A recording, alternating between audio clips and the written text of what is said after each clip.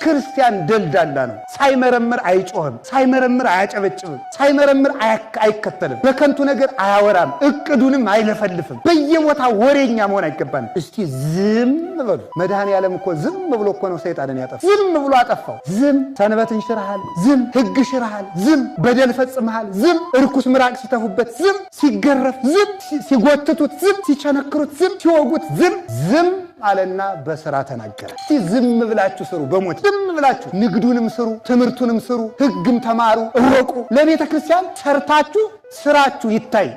ሁለት መነኮሳት 58 ዓመት በዝምታቸው ሰይጣንን አላግጠውበታል። ሰይጣን እቅዳችን የሚያበላሸው እየሰማ ነው። ዝም እንዲሁ በሞቴ አፈርሰውን። ከዛሬ ጀምሮ በየፌስቡኩ መለፍለፍ አቁሙ። ዝም በሉና ስራ ስሩ። ዝም ብላችሁ ጥያቄ ልጠይቃችሁ የእግዚአብሔር ሰዎች፣ ሰይጣን ቤተ እግዚአብሔር ይገባል አይገባም? ይገባል። አይታችሁታል? ሰይጣን ቤተ እግዚአብሔር ይገባል አይገባም? መውደቃችሁን በዚህ ወቁት። ብዙ በመስበካችን፣ ብዙ በመዘመራችን፣ ብዙ በማስቀደሳችን፣ ብዙ በገዳማትን በመዛወራችን የምንጸድቅ መስሏችን ከሆነ ተሳስተናል። መጀመሪያ ልንጸድቅ የምንችለው ምሕረተ እግዚአብሔርን በመፈለግ ነው።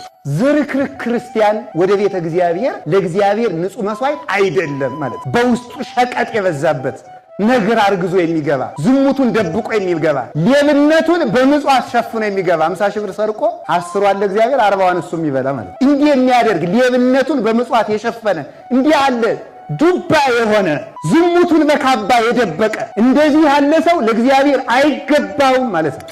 የማታውቅ ከሆነ ከሚያውቅ መጠጋት እንደሚገባ ሞት እንዴት እንደሆነ የሞት ጥበቡን አታውቅምና፣ ስለዚህ የሞትን ጥበብ ወደሚያውቅ ወደ መድኃኔዓለም መጠጋት ነው። የሞትን ጥበብ አውቆ ሞትን በመጣበት መንገድ ተቀብሎ ቀብሮታል። ስለዚህ የእግዚአብሔር ቤተሰቦች ሞት ወደ እግዚአብሔር የምንሄድበት መንገድ፣ እንደገና የምንወለድበት አዲስ ማዕፀን ነው።